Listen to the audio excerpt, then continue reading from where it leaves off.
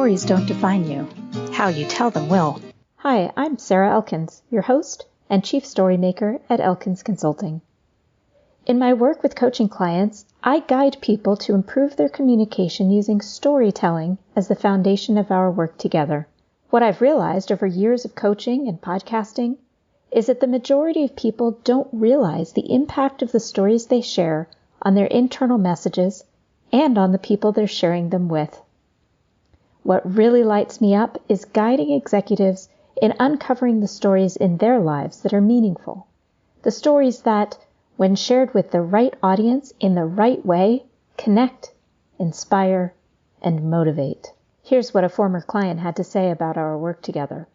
As a leader of leaders, I struggle with how and when to use my stories to emphasize the points my audience is looking for. It's a delicate balance between sounding like I'm bragging and delivering a message that needs to be heard. Sarah's approach to storytelling clears that obstacle so that you can deliver a clear and concise message using your stories to emphasize your points. It's truly amazing when it all comes together. Greg McDonough, Blackburn Capital Advisors, and President of the Entrepreneurs Organization of Washington, D.C. Visit elkinsconsulting.com to learn more about working with me. This week's episode features Maria Johnson. We were introduced by our mutual friend Shelley Brown, so I knew she'd be someone with meaningful stories to share. I wasn't disappointed. Thanks to a rare disorder, Maria became legally blind at the age of 50. Here's her inspiring story. Maria Johnson, thank you so much for joining me today on Your Stories Don't Define You, How You Tell Them Will. I appreciate your time. Well, thank you for having me, Sarah. I am absolutely thrilled to be here to talk with you. Well, I could not be more excited to hear some of these stories because of how we were introduced. The infamous, and I use the word infamous very intentionally, Shelley Brown, who did her big talk about, there was a combination of topics, but it was basically about unnecessary hysterectomies that happen across our country. And her talk, I got to help her with it. I was one of the people that she confided in and asked for comments about. So I was really grateful because anytime she's introduced me to somebody, I've really enjoyed the conversation. And she has just the most vibrant personality that when she says, you need to meet this person, it's really hard for me to imagine that it's somebody that I wouldn't want to talk to. Oh, I love that. I love that. Shelley came into my life at a masterclass back in August of 2020. And we went through a 2-day masterclass about giving a big talk.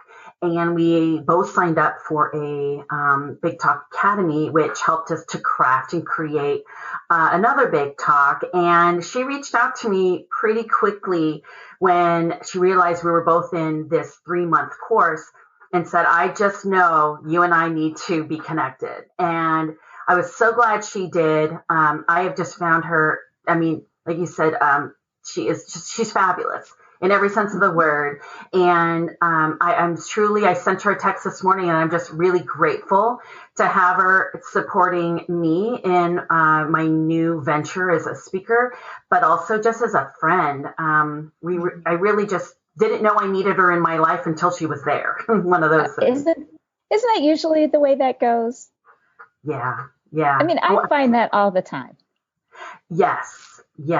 And especially during different phases of your life and different careers, different paths, you do run into people who become friends, and you thought, never thought they'd be a friend, but man, am I glad they are, for various reasons. Exactly. And then at some point, you just can't imagine your life without them in it. Right. I've written about finding your different tribes, groups, communities, and they all do serve a purpose. And I've just recently cultivated more of a speaker, community, and dove in, such as with Shelley Brown. And it's opened up a whole nother world, but I still have, as I'm sure you understand, you still have your other groups, of friends who serve different purposes, who come into your life at different times. And you do find them to be extremely valuable in so many different ways. And like I said, I've just kind of dove into the speaker community, and Shelley Brown being part of it. It's been wonderful. I completely agree. It really plays right into our conversation, the intention behind this podcast interview, which is the fact that when we surround ourselves with people who support us, and actually when we learn from people who don't support us, and we figure out what it is about ourselves that we need to hold on to and what we need to let go of. I think that the key is understanding that different people in your life serve those different purposes. And I said that one day to somebody who was getting married. My husband and I have been together over 25 years. And she said something about her husband or her fiance not providing this certain particular need. He wasn't filling this need for her. And I said, no one person can fill every need for you. That just doesn't happen. So you need to, and I use this word, you need to cultivate relationships with people who serve different needs in your life. And sometimes that's to be needed. And sometimes that's to spite. Somebody in your life that when they say you can't do something, you do it just out of spite.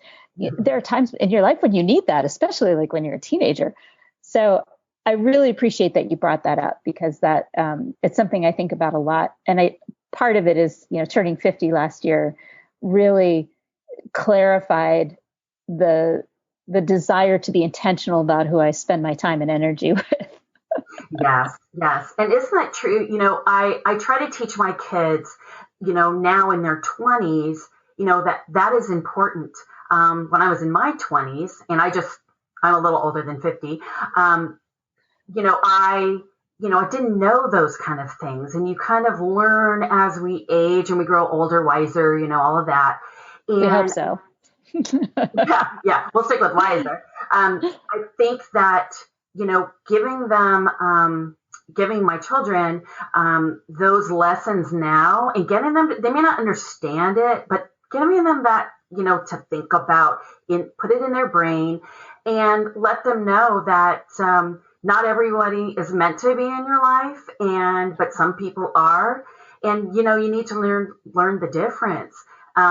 Boundaries, those kind of things come up, but as you get wiser, said that purposely, and I've just been doing a lot of this lately, is learning to let go of what's not serving me, or I'm putting too much energy into, and I'm not really getting anything back.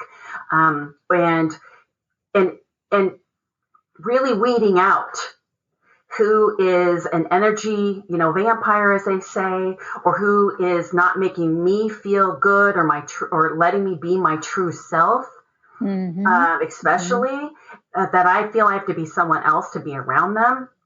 I've really been working on that lately. So it is kind of funny. We led right to there that, that's very important for your mental health, and in the long run, even your physical health, because when things are not great mentally, it does come out physically. And I've experienced that as well over the last couple of years. And so, getting down to the core, I say, in your foundation, and what you build yourself with has got to be good stuff, or you're not going to be good. Right. As simple as that exactly. sounds. Well, I was just thinking about that on my walk, about making red sauce. And my husband and I just recently started splurging on really good San Marzano tomatoes. So they make a difference. Like the difference between a can of Hunt's tomatoes versus a can of San Marzano tomatoes from Italy is a really big difference in the flavor profile of those tomatoes. And I was thinking, you can't make really extraordinary red sauce without starting with really good garlic and really good tomatoes. And then, of course, fresh basil makes a big difference, all those things. So, and oregano, but I think across the board, when you think about what, and again, another cooking analogy, I did an interview with a man who is a baker here in Helena, Montana, and he figured out how to make real French baguette at high altitude in an arid climate, which is just kind of absurd to think about. But when we talked on our episode, it was all about what you put into something is what you get out of it. And the same thing holds true for food and baking and relationships. So I love that we've already gone there. I haven't even introduced you yet. Well, that's okay. That's okay. Maria, let's start. Of course. Well, let's start with the first question I generally ask my guests on the podcast, because I like to put the rest of the stories that people hear into some context about you. So tell me something about yourself that most people probably don't know about you, something not on your bio, not in your LinkedIn profile. Gosh. Well, I thought about this knowing that, this was part of your conversations. And I really had a hard time, actually, because I'm an open book. And there's not a whole lot people don't know about me because I'm such an open book. And, people may look at my bios and they may see certain things, but they may still kind of go, but how does she do that? And I'm a group fitness instructor, but I'm also legally blind. And I do teach fitness classes, not so much in the last year, legally blind.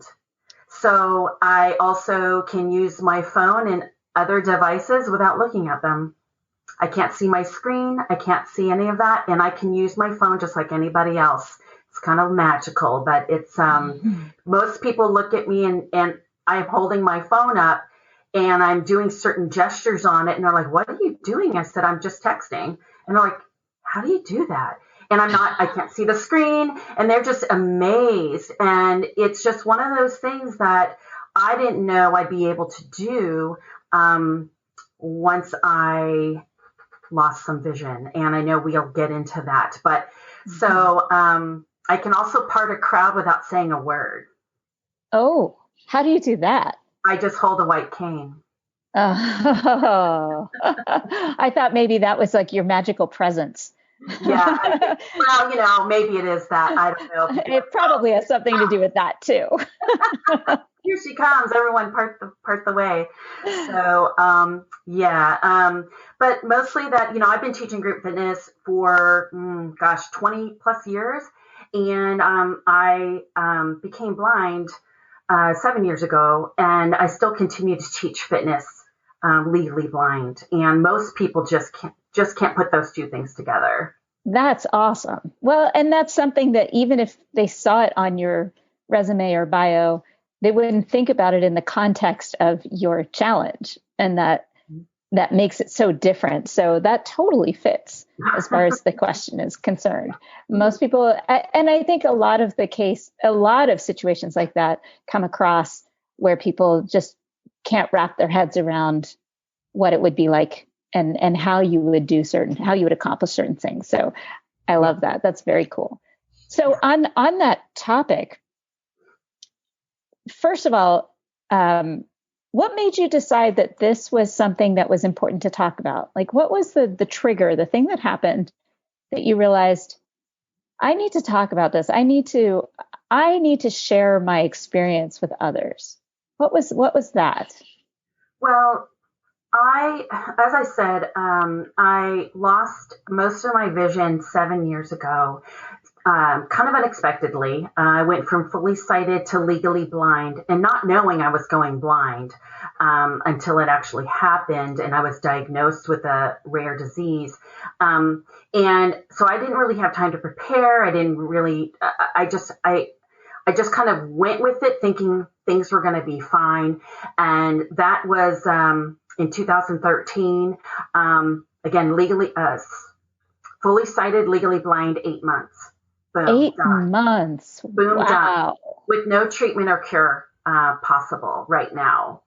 And so that was when I was finally diagnosed with this condition that caused me to lose vision.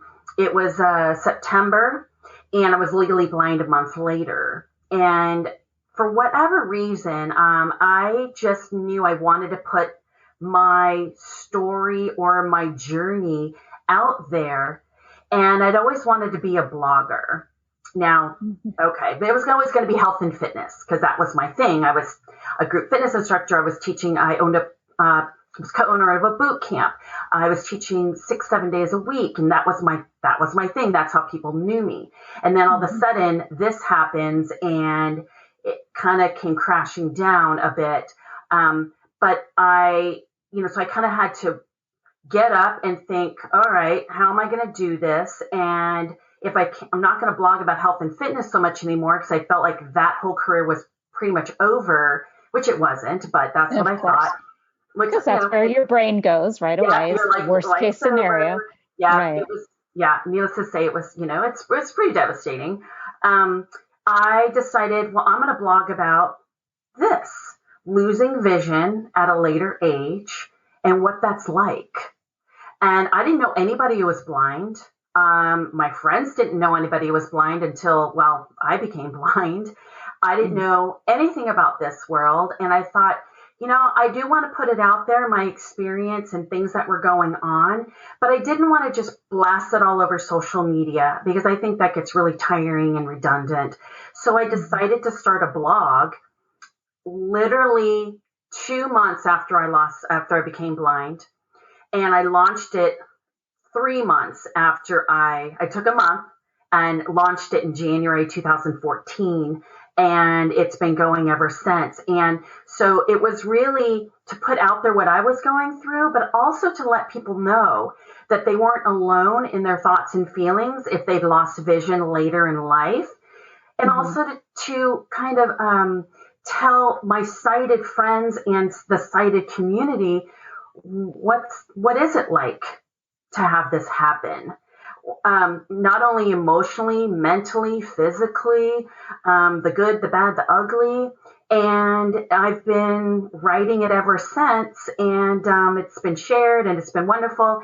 And that's what's kept me going with it, is that people are, letting me know.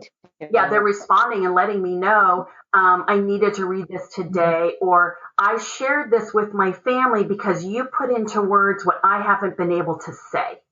And so, which has been nice, which is heartwarming. And so, and then folks who, are new into, losing vision with the condition I have, which is called LHON, my blog gets shared with them because then they can see, hey, in the beginning, it was hard. It was rough. It was bad, really, really bad.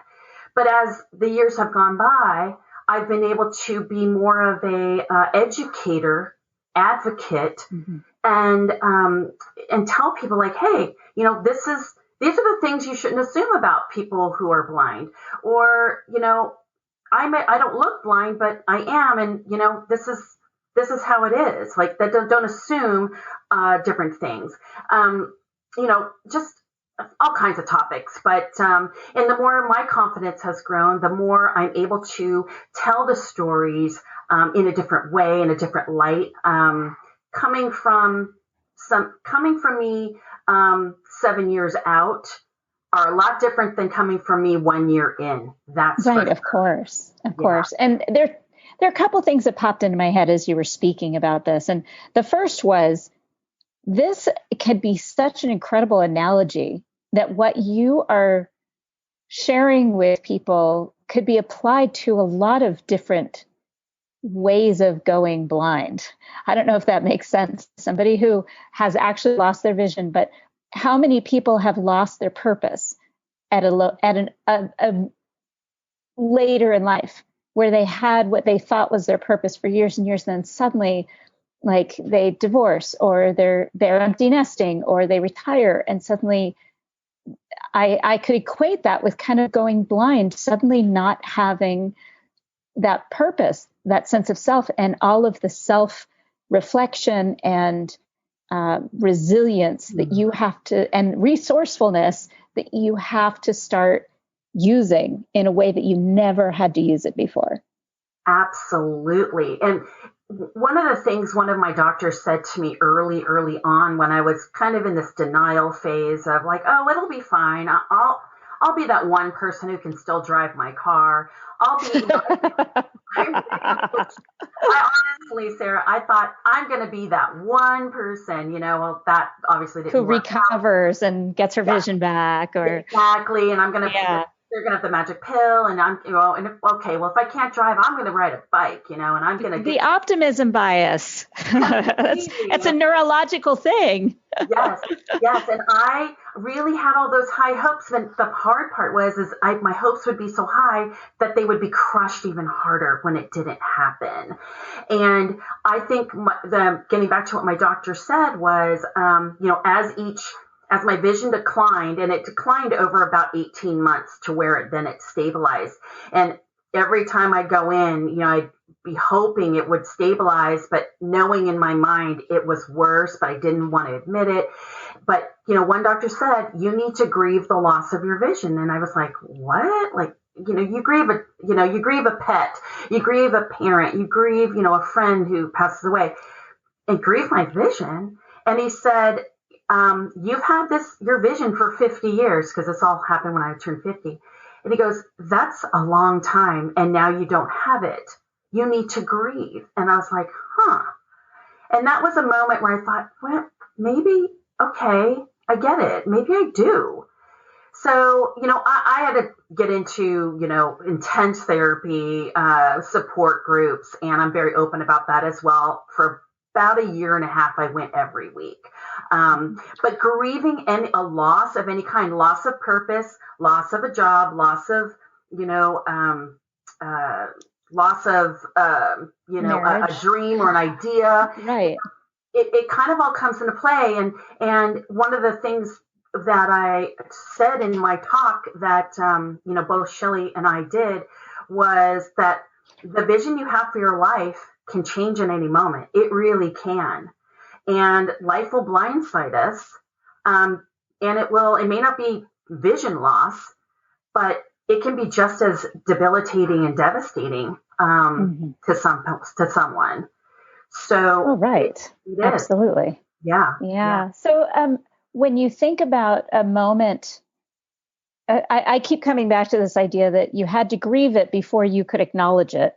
Yeah. I mean, I think that's a big part of why your doctor was saying that as long as you have hope that it's going to come back, you're pushing off the idea of grieving. Mm-hmm. And so you have to acknowledge that it's over, that something changed significantly before you can move on and acknowledge it and move on and do something different.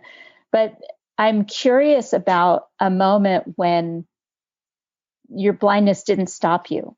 That I'm sure that for the first year and a half, you were fearful because you couldn't see. What was the moment when you realized, oh, I'm okay. I can keep using my phone. Whatever it was that was like that moment. Do you remember that? Do you have or at least one of them? I'm sure you have multiple ones, but. Yeah, there are definitely multiple ones where, and they kind of, there are multiple for sure. And I think each time something would a moment or an experience would come about, it would reinforce, like a layer of cake. Right. Like confirmation. That I could do things.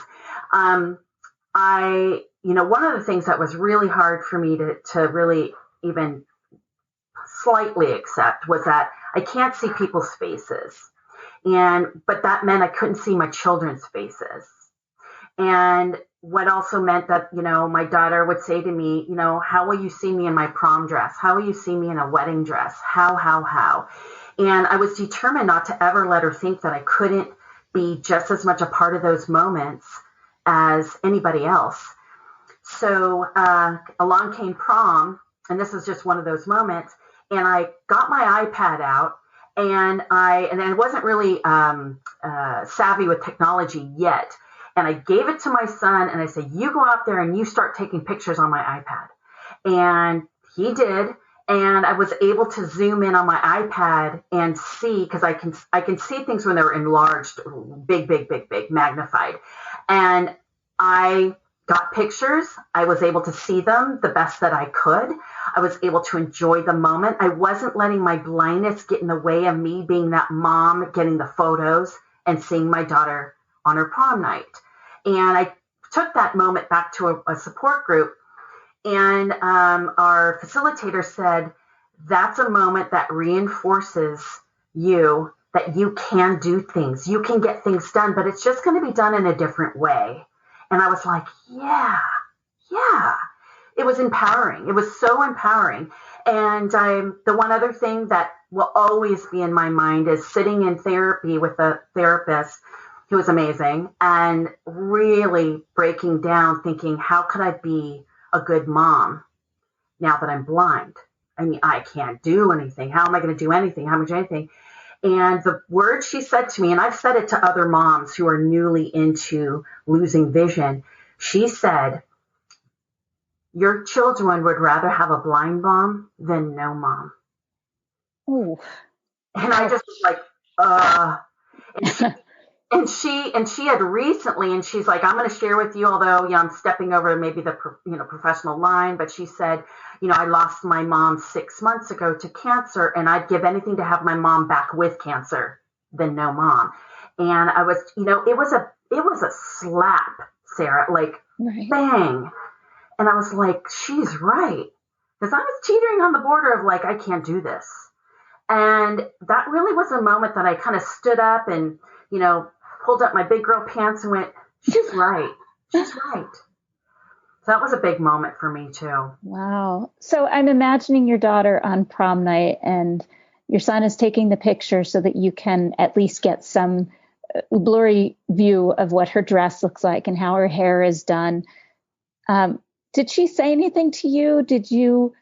Was there a moment where she was describing her dress, or a moment where she realized that it was going to be okay? I mean, could you sense that?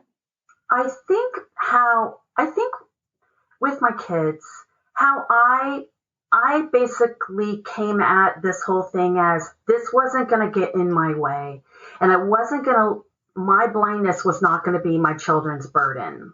Mm-hmm. So I remember running around the backyard. We had a gorgeous view of a canyon, and just being me and, stand over there, stand over here, stand over there. So I didn't want my daughter to think at any moment, because that was her moment, that, oh, my mom's blind, so I have to be different. I have to act different.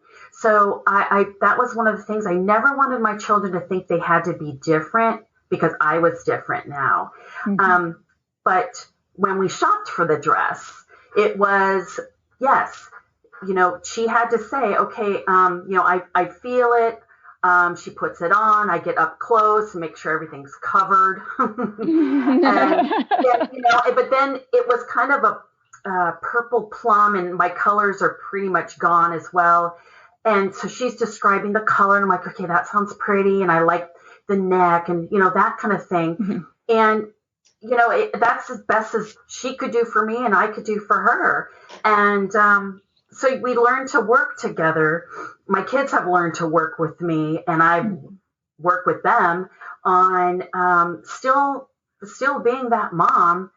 It's just different. And it's another friend of mine said to me, who's blind, saying, it's not a horrible life. It's just a different life. And when you make that switch to like, it's just different, and come out of that poor me, victim, why me, this is, and trust me, there's time for that though, that you need to go into there too. And I'm a big thing, like, you go into those storms, you go into those moments, you have to, or else it's always going to be there unless you go through it. And you come out with, well, what can I do? And how am I going to make this work? Such as the iPad and taking the photos, or,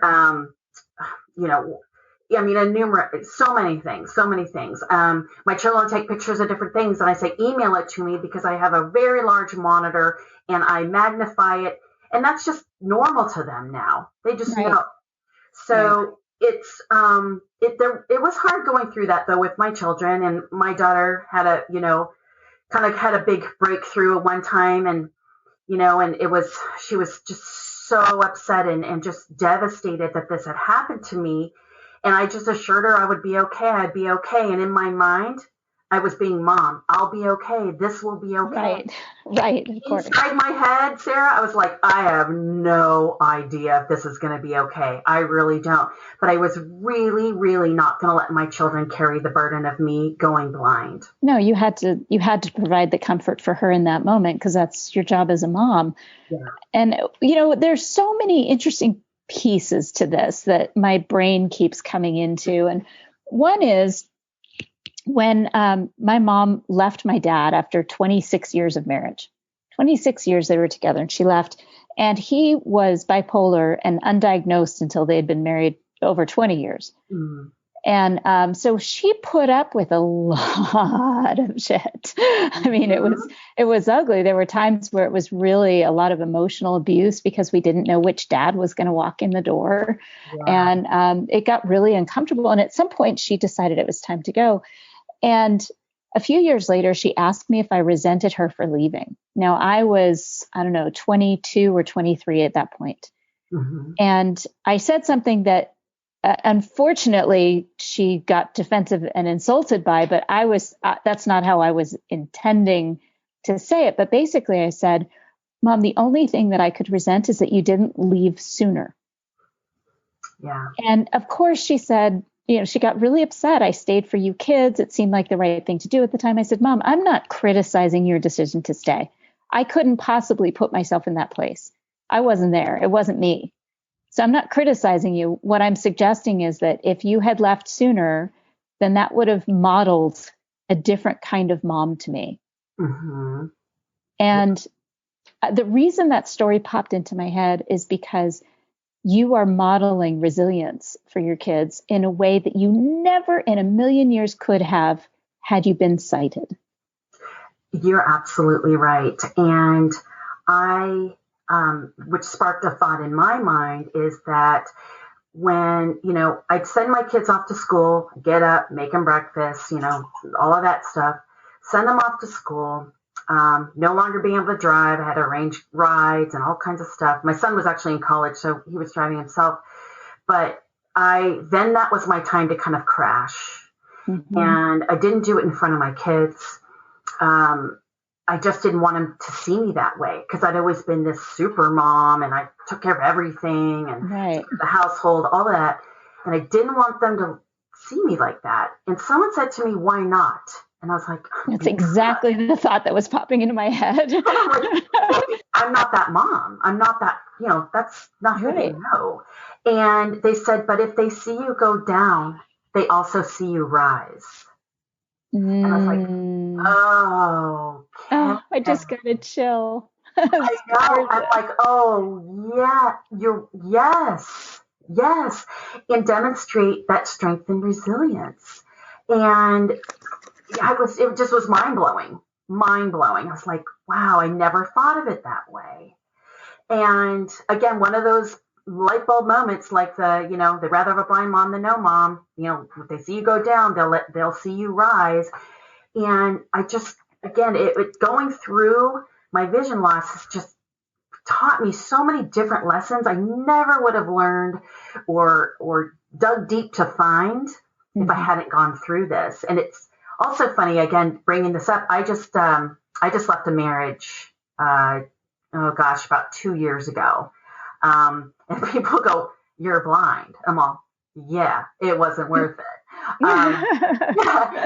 But it took me a few years to really get confident in my living with vision loss for me to actually step up and say, this isn't working. It was not a good marriage. I felt like it was affecting my kids. I know it affected my kids because my kids and I have talked about it numerous times about it. Mm-hmm. And, I wish, going back to what your mom said, is that, or what you said about, leaving earlier. And, there's always that it's hard to say why you don't. I can say, well, it's because I was learning to be blind. And right. I was learning to be blind. Perfectly reasonable explanation. Yeah, learning to be blind. But something uncomfortable. I have talked with, I did a little talk. It was actually at a friend's funeral. And afterwards, people were, I kind of brought some humor into the whole thing. And I wasn't a family member who was, just in tears. And I brought up some experiences with my good friend that, who helped me after I lost vision, and, and how I helped her after she was diagnosed with cancer. And, but a friend of, my friend who passed away came up to me and she said, her name was Cheryl, said that you and I needed to meet. And I said, oh, well, why is that? She said, because I want to get divorced and I don't know how. And I was like, whoa, okay. But she had a disability and she was like, I feel stuck. I don't know how I'm going to do it. And I said, oh, honey, you can. I mean, not saying divorces are all the same and all of that, but I've often thought, wow, divorce and disability, that's a whole nother topic. And I didn't think I could either. I thought I was stuck, but I knew I couldn't do it anymore. I just couldn't do it. And so that was 2 years ago. And so lots of lessons learned through that as well. Right. Well, for anyone that's in a long marriage or even a short one that's uncomfortable, I think there is a certain point where you feel kind of dependent on the person. Yeah. And if you are severely dependent on that person because of a disability, as opposed to women who were dependent because their partner made the money and they were mostly at home, didn't have a career. I've heard all of those stories. And I think again, the key keeps coming to what are you sharing with your children? And if you don't have children, the other people you're modeling behavior for. Yes. And one of the things, we went through some difficult stuff, like, well, I'll just give an example of when my father got sick and we lost him in 2014. And I was kind of doing that whole, I'm okay in front of my kids, because I knew they were grieving the loss of their grandfather that they were close with. And so I kept doing that. And then all of a sudden, I don't remember what triggered it. I think I was sitting at the dining room table and one of the boys mentioned my dad in the context of food. My dad was a total foodie. And I just lost it, like literally collapsed. Like I fell off my chair crying. I was so devastated in that moment. And part of it was, I'm sure part of the trigger was thinking about my kids not having their grandfather to be able to tell these stories to, or whatever. And that their relationship was cut short. And any relationship like that between your child and somebody you love getting cut short is just devastating. But I remember I somehow was sitting on the floor in the dining room and my husband came to collect me and hug me. But the thing that made me realize I was wrong in hiding my grief from my kids was when my boys came to me. I'm tearing up just thinking about this moment. My boys are on either side of me. My husband stepped out of the way. And the two boys are on either side of me, and they're a preteen and a teen. And they sat there and just held me. And they let me weep. Yeah. And I suddenly felt so much comfort from that. And I realized that they needed a job. They needed to have a way to help me. And as long as I was pretending like everything was okay, they didn't have a way to help me. And that's all they wanted to do. Oh, that is amazing. I love that. That is so true. That is so true. And it was just that small thing of helping mom. Helping mom. And when your daughter was able to tell you about the dresses she was trying on, you were giving her an opportunity to show up for you. And our kids, as much as we know we want to show up for them, they want to show up for us too. I know they do. Yeah, they do. They do. And, and at the same time, I love giving them their life that kind of a thing. But, and there were those moments, and I'm sure if I really thought hard about them, there would be those other moments of when they, helped me emotionally, but, they've also learned to help me physically with, walking around and guiding me and things of that sort, or technology, as we've discussed earlier.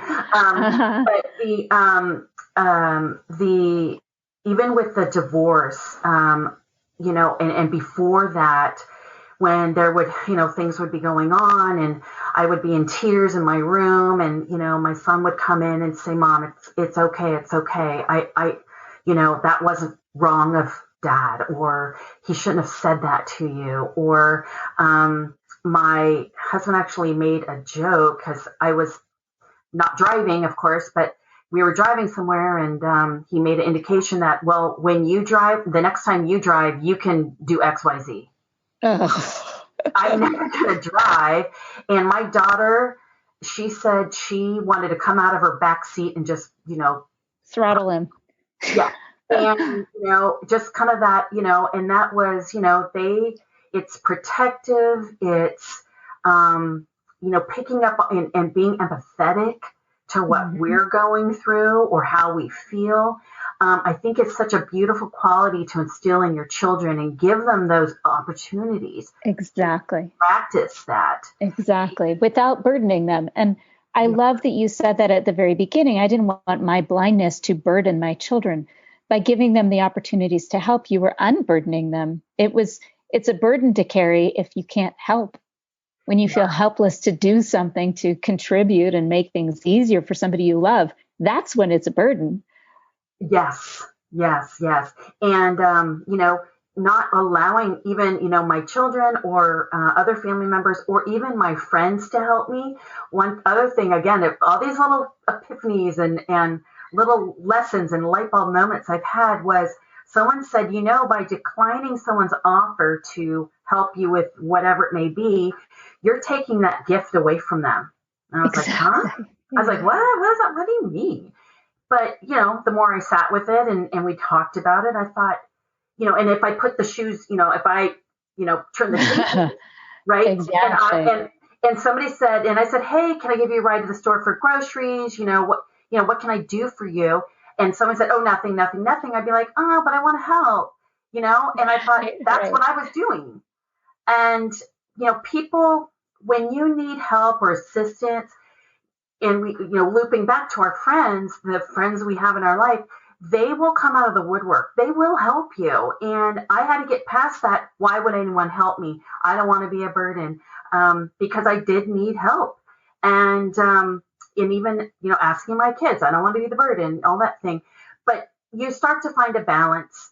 And after a while, I don't have to ask for help too much anymore because my friends, family know what to help me with because I educated them. And I learned what I needed help with, which helped me to teach my friends and family what I needed, how to help me. And that took a long, long time. Even my friends today will walk up to me. We'll be at well, not so much in the last year, but we were together at a school event or a get together. And everyone, you need to tell me who you are before you come up and give me that big hug. No, don't do that.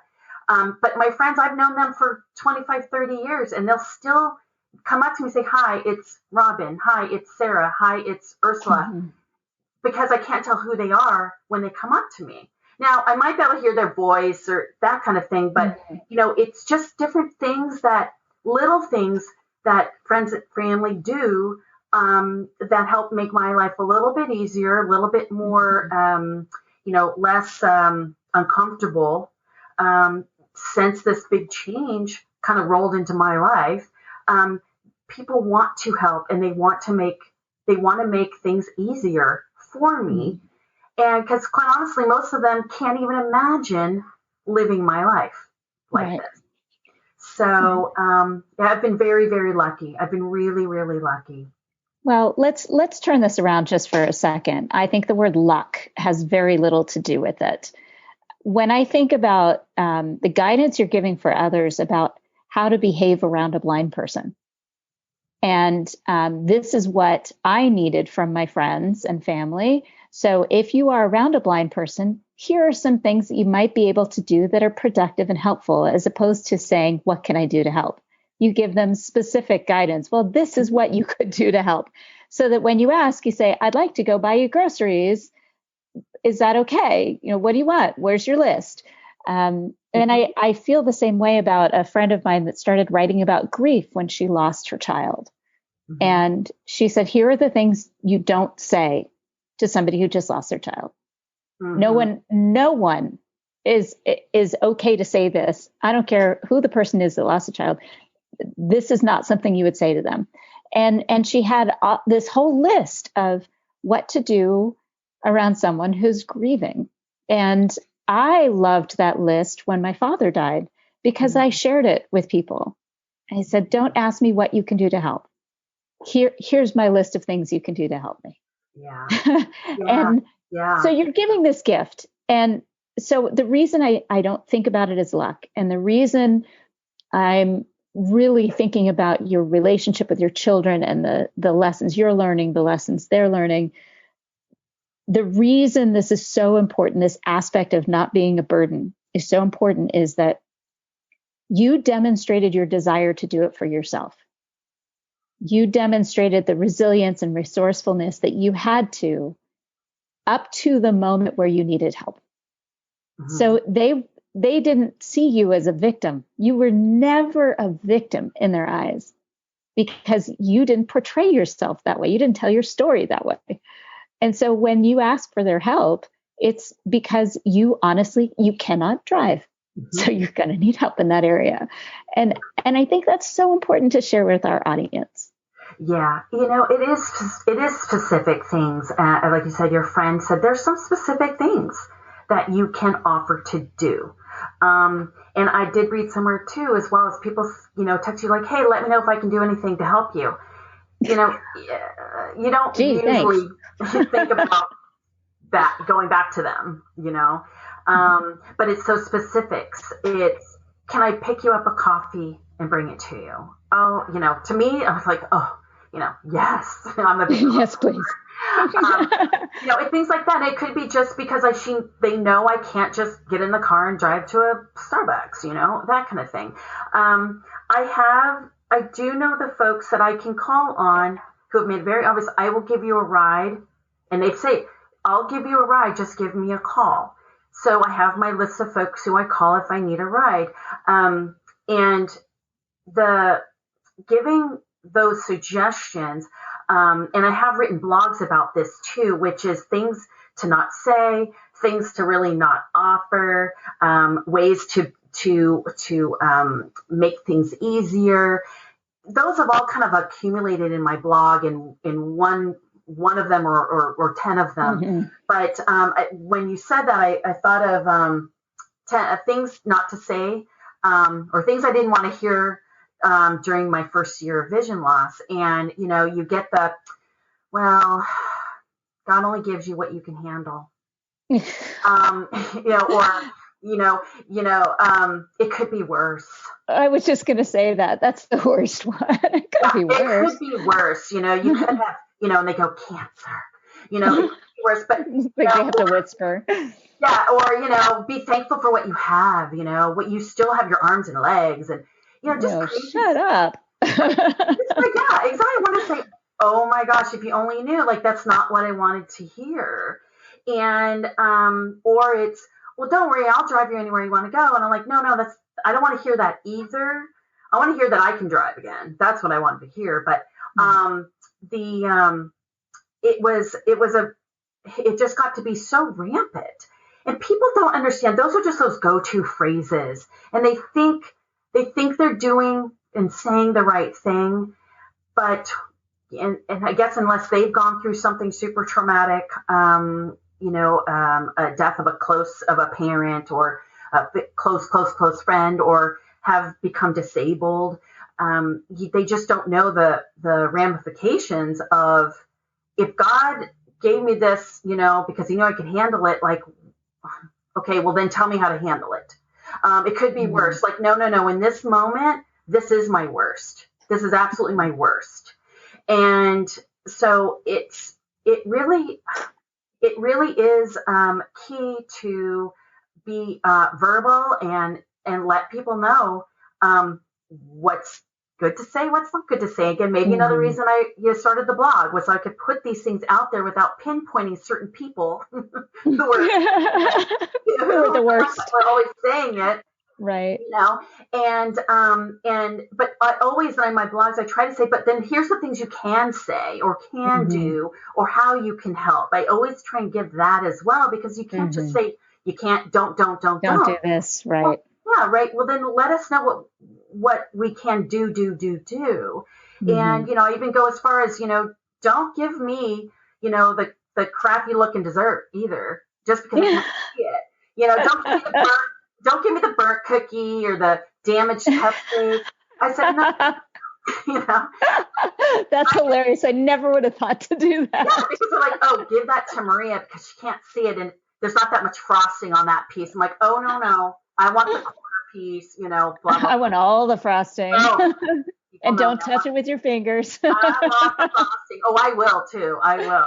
And, so, I mean, it's a bit of a joke, but it was on part of a blog I wrote, things not to assume about a blind person. I mean, we want the beautiful cupcake. We want the, the corner piece, things of that sort. So, it's part of my blog is to actually, again, to educate people, as your friend wrote the piece on, well, here's the things you can do. You have to give people those tools of what they can do, because then they're just as lost as you are.